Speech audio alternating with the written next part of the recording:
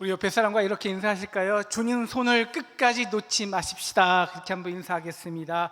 주님의 손을 끝까지 놓지 마십시다. 우리 호산나의 찬양으로 많은 은혜 받으실 줄 믿는데요. 우리 주님의 귀한 사랑과 그 능력으로 끝까지 주님 손을 붙들고 가시는 저와 여러분 되시기를 주님의 이름으로 축원합니다.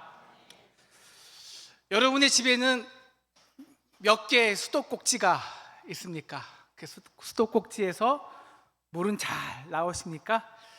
그 라르니슈의 배꼽이라는 책에 이 수도꼭지라는 이야기가 있습니다. 아라비아의 로렌스는 이제 생전 처음 여행을 하는 12명의 아라비아인들과 프랑스 여행을 하게 됩니다. 프랑스에 있는 큰 전시회에 관람하기 위해서인데요. 그 12명의 아라비아인들이요, 이 전시회에는 관심이 없는 거예요. 호텔에 오자마자 바로 호텔방 위에 올라가자 그러면서 목욕을 즐기기에만 바쁩니다. 물이 없는 나라에서 왔으니까 그럴 수 있겠다, 이렇게 참으며 있었는데 이제 집에 갈 때가 되었습니다. 이제 짐을 싸고 자동차에 짐을 이렇게 넣고 비행기를 탈 시간이 다 되었는데 이 아라비아인들이 보이질 않아요. 그래서 참다 못한 로렌스는 아라비아인들의 객실에 다 찾아갑니다. 그러고 보니까 아라비아인들이 무엇을 하고 있었을까요? 다 욕실에서 수도꼭지를 잡아 떼려고 다 노력을 하고 있는 겁니다. 아라비아 로렌스가 물어봅니다. 당신 지금 뭐 하시는 겁니까? 이 수도꼭지는 꼭 가져가야 돼요. 그런 우리 아라비아에서도 목욕을 즐길 수 있다고요. 왜 수도꼭지에만 매달릴까요? 그것은요, 본질을 경험해 보지 않았기 때문입니다. 어떻게 하늘에서 비가 선물처럼 대지를 적시고 온 계곡을 흐르게 하고 강이 되고 호수가 되는지 본 적이 없기 때문입니다. 수원지로부터 파이프가 연결되어야 작은 호텔 방에서도 목욕할 수 있다는 것을 모릅니다. 그래서 지금 눈에 보이는 수도꼭지만 붙들고 있는 것입니다. 우리가 붙들고 있는 수도꼭지는 무엇일까요? 바나바와 바울은 성령의 보내심으로 1차 세계 선교 여행을 합니다. 수많은 이방인들을 구원하시는 성령의 역사를 체험합니다. 그리고 이제 14장 17절 다시 안디옥 교회에 와서 하나님이 함께 행하신 모든 일과 이방인들에게 믿음의 문을 여신 것을 보고합니다. 이것은 저희의 지혜와 능력으로 한 것이 아니었습니다. 하나님께서 하늘 문을 여시고 성령의 생수를 부으셔서 그 은혜의 물지기를 계곡마다 불어 넘쳐나게 하시고 강이 되고 바다가 되어 모든 사람들에게 주신 주의 온전한 은혜였습니다. 그런데 이 바울과 바나바가 이 거대한 이 성령의 바다에서 성령의 경험을 하고 있었을 때 예루살렘에 있던 유대인들 몇 명이 바울과 바나바가 없는 틈을 타서 안디옥 교회에 와서 거짓 가르침을 하고 있는 겁니다. 15장 1절에 보시면 너희들은 모세의 율법에 따라 할례를 받아야 구원을 얻을 수 있다고, 그러면 구원을 받지 못하리라, 거짓 가르침을 갖고 있는 거예요. 구원의 조건으로 할례가 필요하다는 것입니다. 하나님은 이 구원을 우리 유대인에게 맡기셨다고, 그래서 율법도 우리 유대인에게 맡기셨다고, 그래서 너희가 구원받기 위해서는 우리처럼 할례를 받아야 돼. 물론 육적 유대인은 안 되겠지만 할례 받아서 영적인 유대인만큼은 꼭 돼야 된다는 것입니다.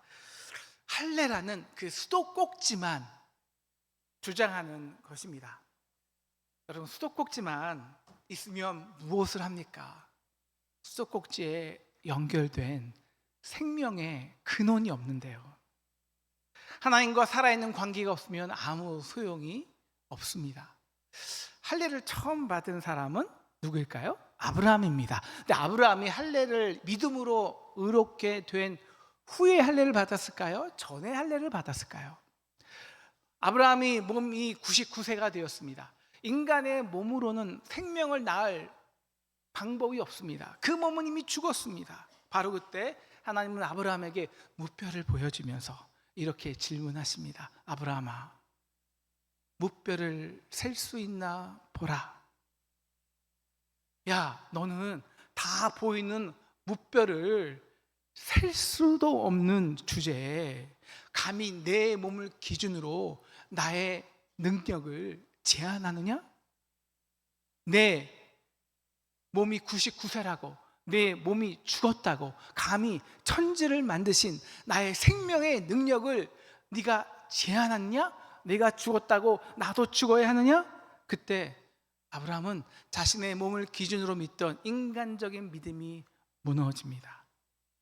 그리고 살아계신 그 하나님과 다시 관계를 맺게 됩니다. 네, 주님, 저는 죽었지만 저의 수도꼭지에서 더 이상 물은 나오지 않지만 당신이 생명의 근원인 줄을 믿습니다. 다시 살아계신 하나님과 연결되면 당신께서는 죽은 나를 통해서도 놀라운 생명의 역사를 수많은 민족을 일으키실 것을 믿습니다. 아브라함은 이 믿음으로 의롭게 되었고, 앞으로 이 믿음으로 살라고 주신 증표가 바로 할례입니다. 여러분, 할례란 무엇입니까? 우리 생식기의 포피를 제거하는 행위입니다. 이것이 무슨 의미냐면 이제 우리는 죽었다는 겁니다. 육신으로는 이미 끝났다. 더 이상 생명이 나오지 않는다라는 거예요. 아브라함은 화장실을 갈 때마다 나는 끝났지, 죽었지 인정해야 했습니다. 그러나 동시에 뭔가 하나님은 이 할례란 죽었지만 끝났지만 하나님은 이 끝난 죽은 나를 통해서도 하나님은 하나님의 언약을 신실히 지키신다. 너희 믿음으로 살아. 그래서 할례를 받는 것입니다. 이 믿음으로 살았기 때문에 우리가 할례를 받는 거지. 증표로 할례를 했기 때문에 믿음으로 구원받는 것이 아니라는 것입니다. 그런데 오늘 이 유대인들은 이 바울이 없던 틈을 타서 예루살렘에서 안디옥까지 500m, 500km나 되는 그 교회를 집요하게 찾아와서 너 할례 안 받은 분은 너희는 없어. 너희는 구원 못 받아. 교회 안에 불신과 다툼을 일으킨 것입니다. 중요한 것은 물의 근원, 생명의 근원과 연결되었느냐는 거예요. 그러면 우리가 수도꼭지로 물을 틀던, 수도꼭지에 호수로 연결해서 물을 받던, 우물에 가서 바가지로 물을 길러오든, 아니면 저 강가에 가서 물을 길러오고, 아니 그 강가에 물에 풍덩 빠지든, 그게 무슨 상관이 있겠습니까? 본질을 경험해 보지 못한 사람, 그래서 물이 수도꼭지에서만 나온다는 생각하는 사람들은 성령의 역사를 아무리 설명해 주어도 이해하려 하지 않습니다. 바로 유대 이 전통에만 주목한 이 바리새인들은 성령의 역사를 이해하려 하지도 않습니다. 결과 2절 보시면 교회 안에 큰 변론과 다툼이 일어났습니다.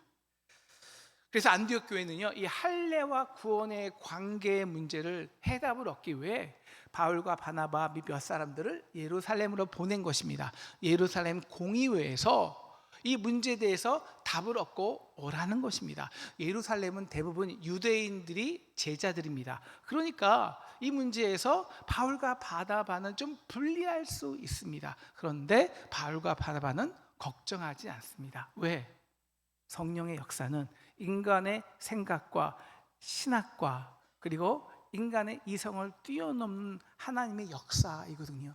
하나님은 똑같은 성령은 예루살렘에도 임할 것이고 예루살렘에서도 그들에게 역사할 것이라는 믿음이 있기 때문입니다.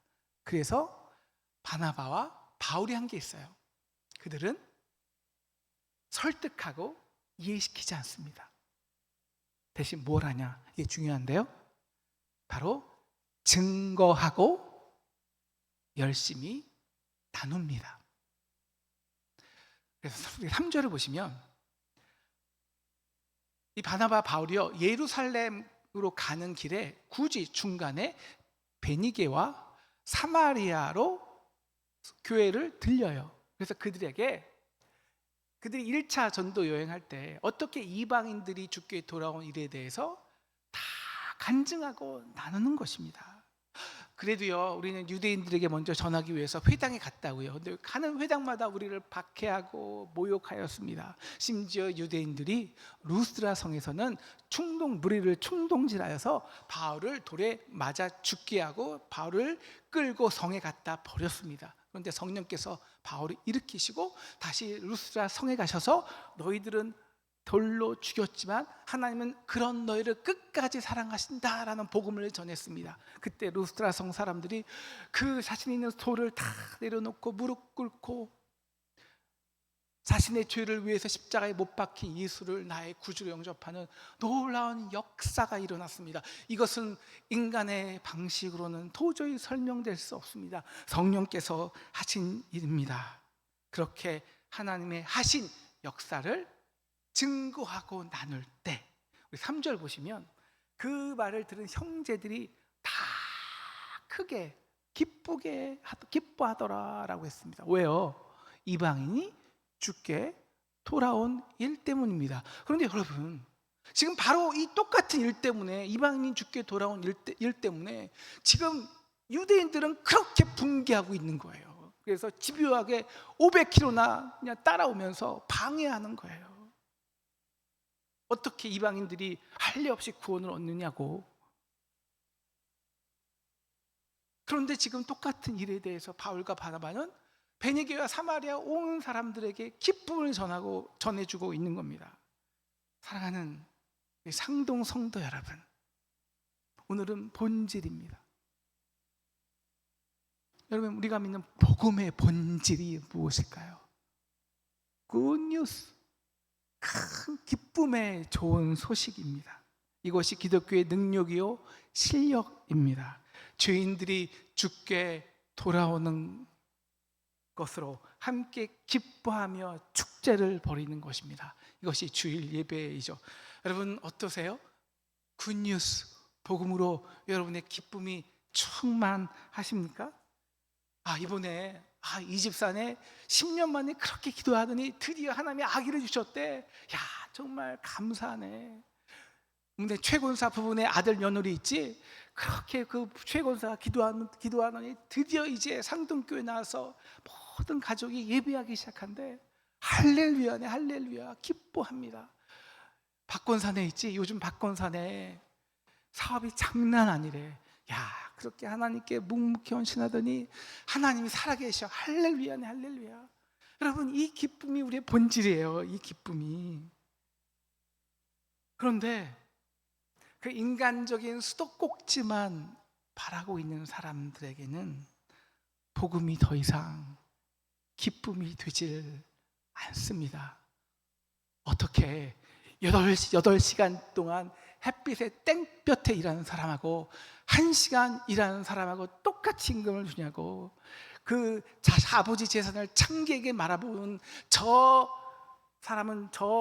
아들은 송아지 잔치를 해주면서 어떻게 아버지 밭에서 평생을 일하는 나에게는 염소 새끼 한 마리 주지 않냐고. 누구나 다 시간이 지남에 따라요, 점점 자기의 수도꼭지에서 나오는 물은 줄어들게 되어 있습니다. 그렇게 사업도 점점 부진하고 수입도 줄어들고 건강도 예전만큼 못합니다. 우리는 대대손손 교회 헌신했는데 교회 충성하지도 않은 사람들이 칭송을 받으면 뭔가 상실된 기분입니다. 어떻게 지금까지 빛의 고기를 먹고 우상을 섬긴 사람들이 예수 믿는다고 무조건 다 교회 받아주냐고. 그러면 100년, 200년 동안 율법을 지키고 할례를 받은 도대체 우리는, 우리의 자녀들은 뭐가 되는 것이냐고. 우리의 수도꼭지만 보면 불평과 원망이 나옵니다.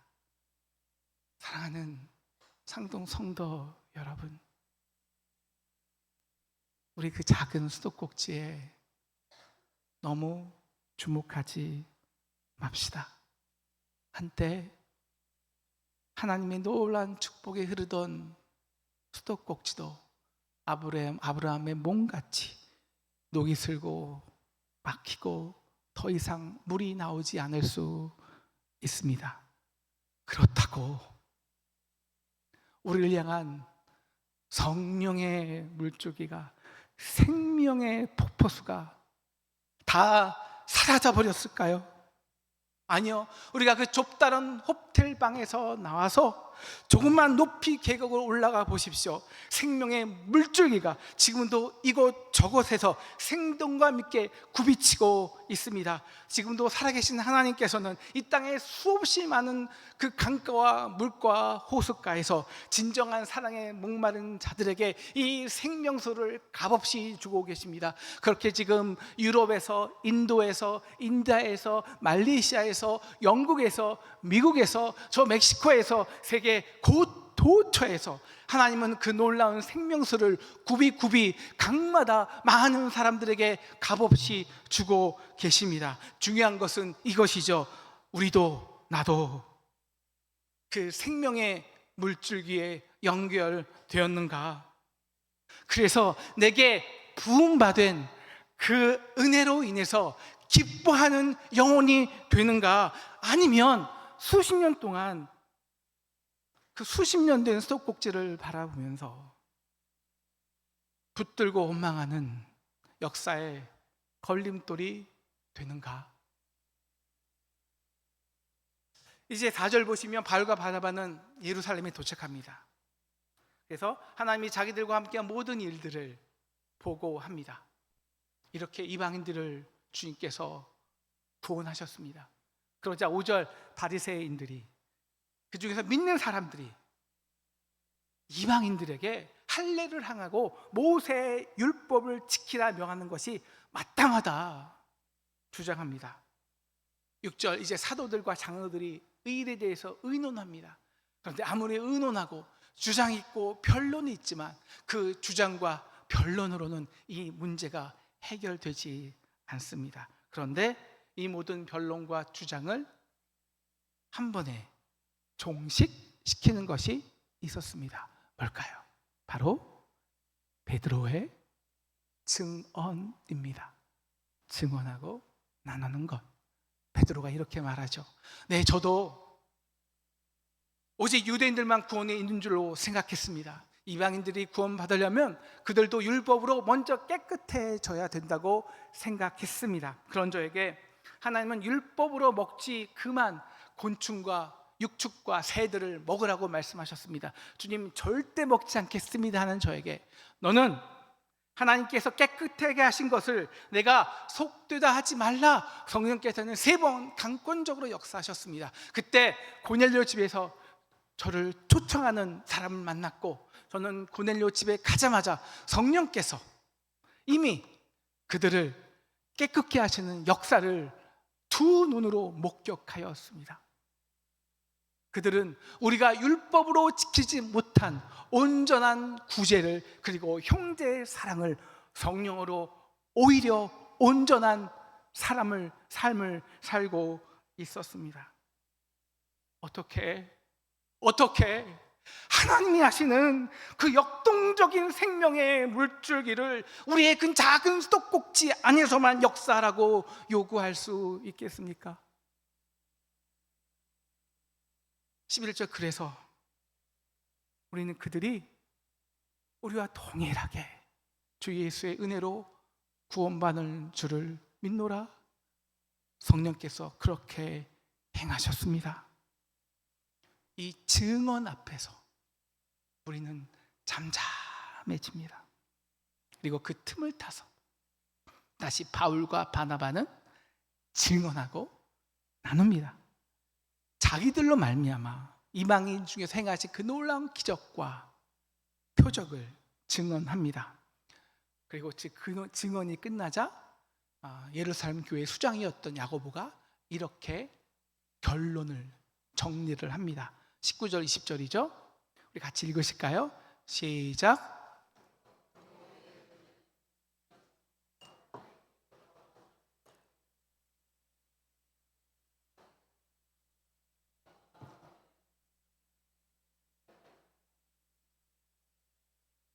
네, 간단히 정리합니다.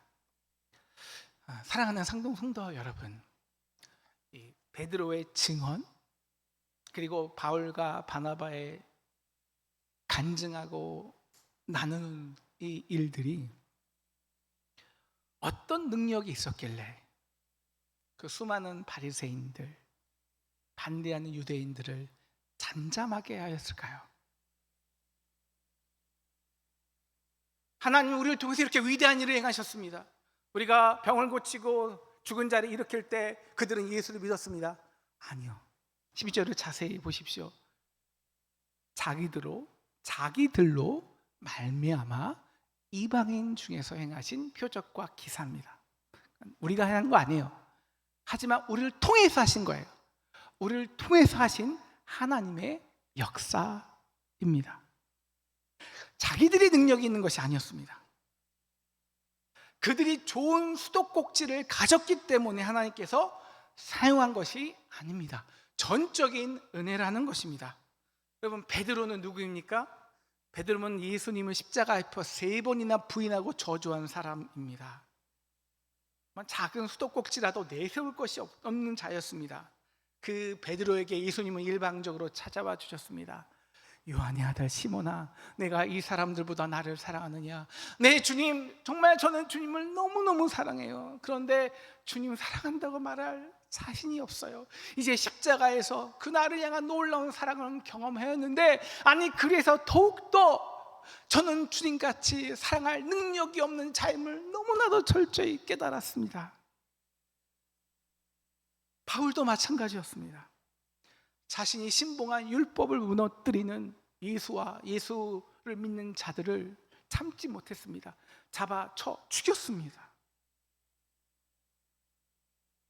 그래서 이렇게 고백합니다. 바울이요, 하나님, 당신의 사랑을 전할 수 있는 자격으로 따지자면 저는 이 세상에서 가장 꼬라지인 밑바닥의 사람입니다. 그래서 하나님이 말씀하시는 거예요. 그래서 너희들이 통로다. 온 세상을 향한 차별 없는, 한계 없는 하나님의 사랑을 전할 통로라고. 왜요? 은혜를 알면 더 이상 나는 주장할 수 없으니까요. 은혜를 아는 사람은 더 이상 내 방식만, 내 수도꼭지에서만이라고 주장하지 못하기 때문입니다.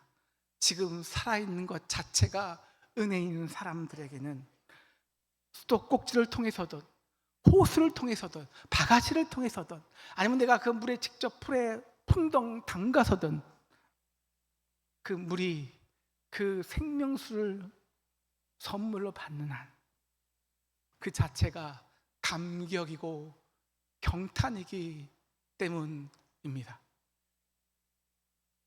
그래서 그들은 생명의 통로가 되는 것입니다. 이것이 12절, 하나님께서 자기들로 말미암아 이방인 중에 행하신 놀라운 표적과 기사입니다. 그리고 그 기사가 전달될 때 온 기쁨이 충만한 것입니다. 이것이 얼마나 놀라운 기쁨이 되신 줄 아십니까? 듣는 자에게, 특별히 전하는 자에게 나를 통해서 그 차별 없는, 한계 없는 하나님의 사랑이 나도 모르게 흘러나와요. 그래서 주위 사람의 얼굴이 달라집니다. 주의 웃음소리가 흘러넘쳐요. 다음 세대가, 우리 자녀 세대가 다시 살아납니다. 네, 우린 연약합니다. 옛날에는 틀기만 하면 콸콸콸콸 나오는데 이제는 우리 산자들에게 몇만 원 주기도 벅차합니다. 하지만 내 존재가 주님의 은혜의 통로가 되어 누군가의 생명을 위해 쓰여지는 사람이 될 때 그 기쁨은 한량이 없는 것입니다. 이 생명의 물줄기에 사랑에 연결되지 않으면, 통로에 기쁨이 되지 않으면, 비록 통로는 보이지 않지만, 그래서 우리는 수도꼭지를 붙드는 사람만 되는 것입니다. 19세기의 가장 위대한 복음 전도자였죠. D.L. 무디는 어려운 가정 형편으로 학교도 제대로 나오지 못했습니다. 그러다 보니 그의 설교에는 문법과 어휘력 등 매우 부족한 부분들이 많았습니다. 어느 날 무디가 미국의 명문대에서 복음을 증거하고 있을 때 말씀을 잘 전하고 나오는데 어떤 사람이 무디 앞에 작은 종이를 펼쳐줍니다. 그 종이에는 1시간 동안 무디가 한 설교 중에서 틀린 표현과 어휘와 그리고 철자들이 빼곡히 적혀 있었습니다. 망신을 주는 그 사람에게 무디는 이렇게 말합니다. 와, 참 대단하시네요. 그런데 한 가지 궁금한 게 있습니다. 나는 1시간에 당신이 그 20몇 번 정도 지적할 만큼 무식한 실력으로 복음을 전해서 수많은 영혼에게 생명을 전하는 일에 귀히 쓰임을 받았는데, 이 완벽한 실력을 갖고 있던 당신은 얼마나 많은 이에게 생명을 주었습니까? 사랑하는 상동 성도 여러분, 우리도 이제 그만 그 수도꼭지에서 우리의 두 손을 내려놓읍시다. 그리고 작은 호텔방 안에서도 나옵시다. 그리고 눈을 들어 무뼈를 바라봅시다. 그 사랑 내 마음속에 충만하게 비칠 때에 찬송하네. 그 큰 사랑 내 마음속에 평안과 기쁨 주네. 그 큰 사랑, 그 큰 사랑을 받고 전하고 열심히 증거하고 나누는 생명의 통로로 살아가는 저와 여러분 되시기를 주님의 이름으로 축원합니다.